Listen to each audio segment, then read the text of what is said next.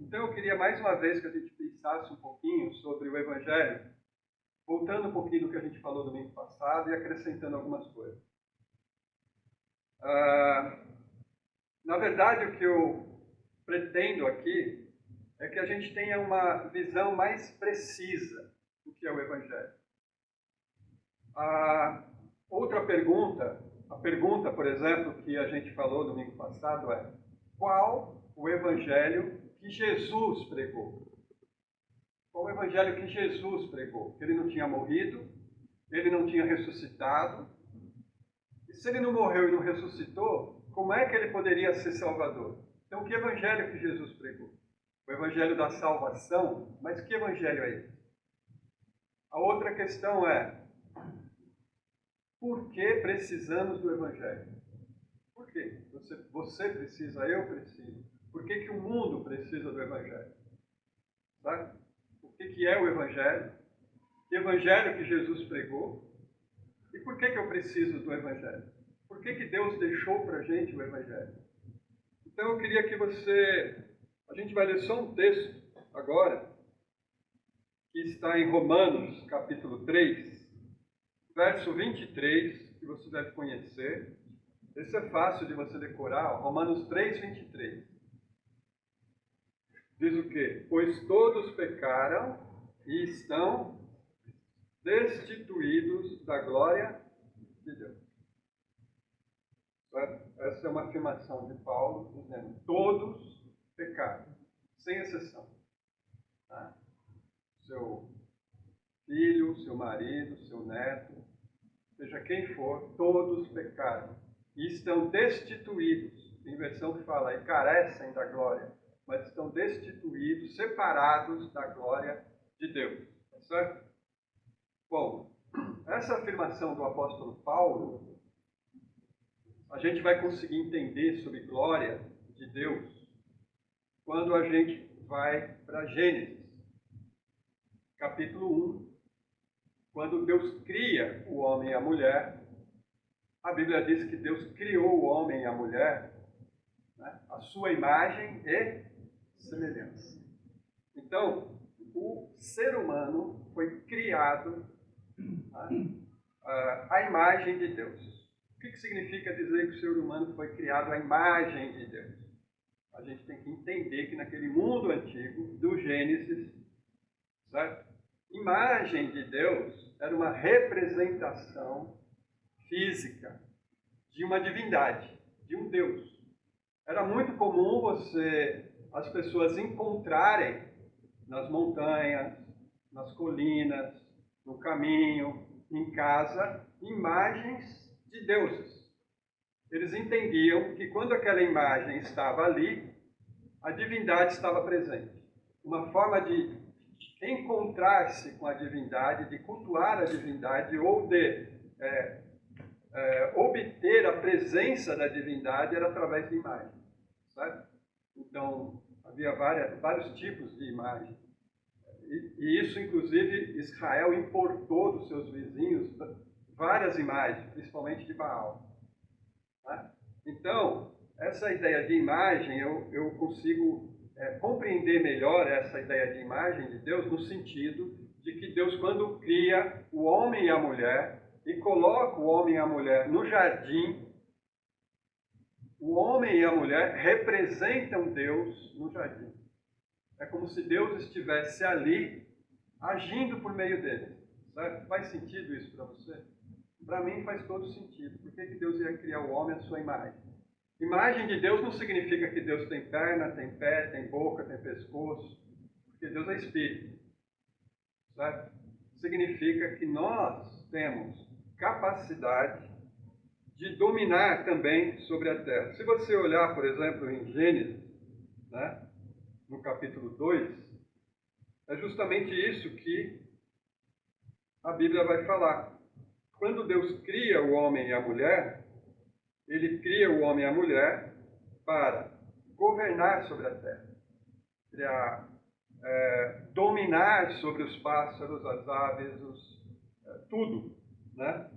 E essa é a ideia, então, da imagem que muita gente fala. Né? Olha aqui, ó. Gênesis 1, 26.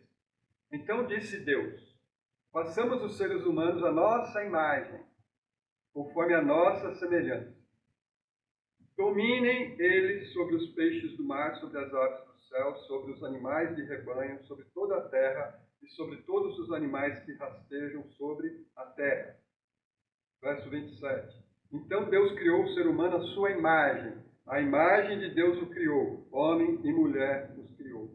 3 vezes aqui nesses versículos você encontra imagem. Disse Deus: façamos o homem à nossa imagem. A imagem de Deus os criou. Homem e mulher os criou. A imagem de Deus os criou. Essa ideia de imagem é importante. Né? Para que Deus criou o homem e mulher? A imagem. Para que eles dominem. Olha só o verso 26. Dominem eles sobre tudo. Então, Deus coloca o ser humano aqui, representando ele, para que eles dominem, para que eles governem, para que eles possam administrar aquilo que Deus criou. Tudo. Tudo. Certo? Bom, quando você percebe isso aqui, quando você entende essa criação do homem à imagem de Deus, você começa a perceber o que é o pecado. Por que o pecado é ruim? Por que o pecado é abominável diante de Deus? Porque o pecado destrói, corrompe a imagem de Deus nos seres humanos. Porque o pecado tira do ser humano o domínio que Deus deu. Ou distorce esse domínio. É interessante que a gente está vivendo agora épocas assim que fala muito sobre clima. Muito calor, muito quente, muita seca, muita chuva, descongelamento, coisas do tipo. E a gente fica imaginando, será que era esse o propósito de Deus quando entregou a nós a administração, o cuidado do mundo que Ele criou? Veja a responsabilidade que Deus deixou ao homem. Cuidem do meu jardim, zelem por ele, façam o que for necessário para que a minha obra, aquilo que eu criei, seja preservado. Mas aí o que acontece? A gente sabe, vale a pena repetir. Adão e Eva optaram por desobedecer a Deus, comer do fruto proibido, e aí o mal entrou na vida dele. Então, quando você pensa em Jesus como Salvador da sua vida, quando você pensa em Jesus como aquele que resolve o problema do pecado na sua vida e na minha vida, isso é certo. Mas não é tudo o que a Bíblia diz. Por quê? Porque o pecado passa a ser um pecado que tem uma visão única. É o meu pecado que interfere no meu relacionamento com Deus. Mas o pecado é muito mais do que isso. O pecado é o meu pecado que interfere no meu relacionamento com Deus, mas é o meu pecado que interfere no meu relacionamento com você, com o próximo, e é o pecado que está destruindo a natureza de que Deus criou. Porque Paulo, em Romanos, também vai dizer que a natureza geme, aguardando o dia da restauração. A erva daninha que nasce lá na sua grama, da sua casa, que você tem que estar passando a máquina lá, né? Senão aquilo vai virar um matagal, por causa do pecado. O problema que existe na natureza em si é por causa do pecado. Então, quando a Bíblia fala de pecado, ela não está falando só do meu pecado. Ela está falando do pecado pessoal, do pecado social e do pecado do cosmos. Como ele afeta o cosmos? Principalmente o pecado social, irmãos.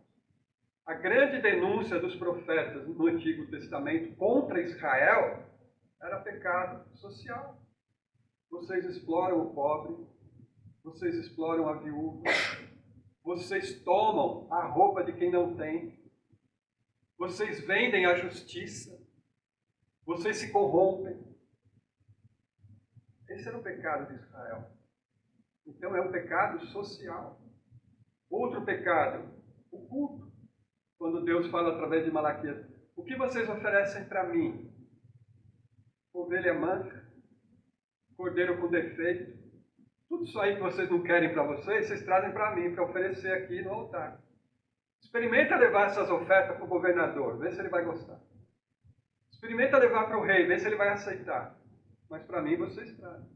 É um culto feito desleixadamente, sem considerar a glória de Deus, a honra de Deus. Então, tudo isso faz parte do quê? Do pecado. Então, o pecado ele é muito abrangente. E, principalmente, vai nos afetar nesse texto que Paulo diz. Todos pecaram e estão o quê? Destituídos da glória de Deus. Portanto, os relacionamentos acabam sendo realizados sem que a glória de Deus seja considerada. Então, quando Deus nos cria, Ele nos cria como portadores da sua glória. Certo? Portadores da sua glória. Os meus relacionamentos, seja com a natureza, seja sociais, né? Todos esses relacionamentos, eles precisam expressar a glória de Deus. Então, por que a gente precisa de um rei? Por que Jesus veio como Messias, ungido? Porque a única forma da gente recuperar a glória que Deus tem para nós é por meio de um rei. Por isso que Jesus é apresentado no Novo Testamento como Messias, como Cristo. Lembra quando Jesus disse assim, o que o povo diz sobre mim? O que eles estão falando? O que está rolando aí nas mídias sociais ao meu respeito? Ah, um estão dizendo que você é João Batista, que voltou da morte, outro dizendo que você é Elias, outro dizendo que você... Ah, ok. Mas e vocês? Quem que vocês dizem que eu sou? Lembra da resposta de Pedro? Tu és o Cristo. Ele não falou tu és o Salvador. Tu és o Cristo, o Filho do Deus vivo. Mas Jesus é identificado como Cristo. E o que é Cristo? É um título. Título do quê? Ei. Cristo quer dizer ungido. Não é isso? Messias quer dizer ungido. Ungido. Jesus foi ungido rei. Quando eu digo que Jesus é o Cristo, eu estou dizendo que Jesus é o rei. Ele governa. Por isso que a gente falou domingo passado que o Evangelho é político. Em que sentido que o Evangelho é político? O Evangelho mexe com o governo poderoso que estava lá em Roma. O Cristo mexe com Pilatos, o Cristo mexe com Herodes, o Cristo mexe com César, porque eles não governam. Quem governa é o Messias, que é rei. E é rei dos reis. Porque tem um rei que governa, tem um rei que manda, tem um rei que tem um reino.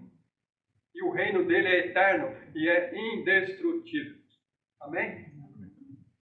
E é um rei que já venceu a morte, já venceu o mal, já venceu o inferno. É um rei que reina soberanamente, não precisa disputar poder, porque todo o poder lhe foi dado no céu e na terra. Amém? Isso é evangelho. Isso é evangelho. Evangelho é dizer, olha, tem um rei que reina soberanamente e ele tem um convite para você. Quer participar do reino dele? Porque se você participar do reino dele, você vai experimentar paz, alegria do Espírito, esperança, perdão, liberdade. Porque esse rei, ele ama tanto que ele não manda na gente, mas ele morreu para nos salvar. E agora a gente serve ele com gratidão. Então, esse rei que chegou, ele agora restaura a glória de Deus na criação. Então, a obra de Cristo é uma obra de salvação, mas não é uma obra de salvação só para mim, só para você. É uma obra de salvação de tudo o que o mal afetou. Ele está restaurando todas as coisas. Por isso, a Bíblia termina dizendo que haverá um novo céu, uma nova terra, porque tudo o outro passou. Agora é tudo novo. Novo em Cristo, o Rei Messias. que veio para restaurar a glória de Deus naqueles que o servem. Amém? Gente, o Evangelho é a mensagem mais valiosa, mais importante, mais cheia de esperança que a gente pode ter. Não tem outra mensagem igual à mensagem do Evangelho. Infelizmente, muita gente não conhece o Evangelho, até dentro das igrejas. Porque o Evangelho não está sendo pregado. Tem muita coisa sendo pregada, menos o Evangelho. Por isso Paulo diz, eu não me envergonho do Evangelho, porque ele é o poder de Deus para a salvação de todo aquele que... Então, qual é o Evangelho que Jesus pregou? O Evangelho que Jesus pregou é o Evangelho do reino. O reino chegou, o reino está aqui. O reino já foi inaugurado. E é isso que Jesus vai criticar alguns fariseus, dizendo, vocês não entram no reino e não deixam o outro entrar. Fica na porta. Não deixava acesso a Cristo. Olha o que você pode ler, por exemplo. Isso é tão importante que na carta de João, 1 João 2,22. Quem é o mentiroso, senão aquele que nega que Jesus é o Cristo? Este que nega que Jesus é o Cristo é o anticristo. Aquele que nega o Pai. Então veja, o que João está dizendo aqui da importância da gente saber quem é Cristo. E não confunda Cristo com Jesus. Jesus é nome. Falei isso domingo. Cristo é título.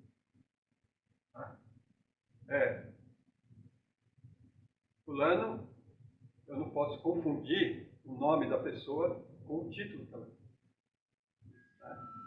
Eu já até comentei isso uma vez. Pastor é título. Não é o meu nome. Ô pastor, ô pastor. Tudo bem, você pode me chamar pelo título, mas eu tenho um nome. Né? Então, assim, quando você fala Jesus, você está falando o homem Jesus. Jesus morreu, sim, o homem. Jesus ressuscitou, o homem. Jesus andou pela Galileia, pela Judéia. Jesus pregou, Jesus anunciou. Mas esse Jesus, ele era conhecido como o Cristo. É que nem João, o Batista. Ele era batista por quê? Porque ele batizava, ele tinha um título de batizador. Ele era que batizava. Mas quem que batizava? O João. E Jesus? Esse Jesus aí que você está falando, ele é o Cristo. Opa, então estamos falando de uma pessoa que não é qualquer pessoa. É o Messias. É o que nasceu da descendência de Davi para cumprir as profecias. E agora Deus está agindo através dele, restaurando todas as coisas, porque ele é o Cristo, o Messias, o ungido de Deus. Você entende isso? Então, quando a gente começa a entender quem é o Cristo, você começa a perceber que o Evangelho atinge todas as coisas. Tá? Então é isso. Queria deixar com vocês essa mensagem. Porque o que é o Evangelho? O Evangelho é Jesus é o Rei. Jesus é o Cristo. Jesus é o Messias. Jesus é o ungido de Deus. Era isso que Paulo pregava, que Pedro pregava, que Tiago pregava. Era isso que a igreja pregava. Jesus é o Messias. Obviamente que quando ele falava isso para um judeu naquela época, tinha todo um contexto que o judeu ia entender. A expectativa de um rei, da descendência de Davi, que ia surgir para restaurar as coisas, chegou, olha ele ali. É aquele Jesus. Aquele Jesus é o Cristo. Qual é a pergunta de Pilatos para Jesus? Você é o Cristo?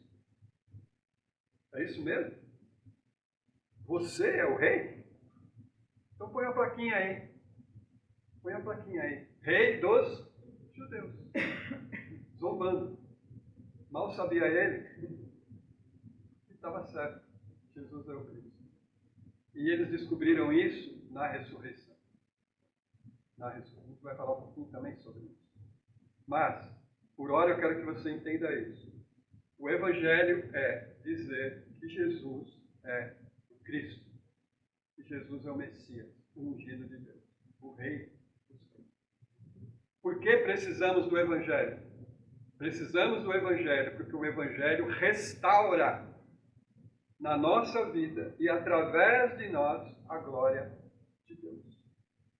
Agora eu estou agindo, vivendo para a glória de Deus. O que eu falo, o que eu faço, como eu trato as pessoas, como eu trato a natureza, como eu trato a criação, revela a glória de Deus. Essa é a ideia. Alguém chegando perto de mim precisa perceber que a glória de Deus está comigo. E não é o pecado que está agindo agora, mas é o Espírito Santo restaurando a glória de Deus. Isso muda todos os relacionamentos. Não muda? Claro. Então, assim, isso é a questão. Precisamos do Evangelho, porque precisamos de um rei. E por que precisamos de um rei? Para que a glória de Deus se manifeste na nossa vida. E qual foi o Evangelho que Jesus pregou? O reino de Deus chegou. Você quer entrar? Eu sou a porta. Eu sou o caminho. Vem. E se você entrar nesse reino, você tem vida eterna, porque o reino é eterno. Amém?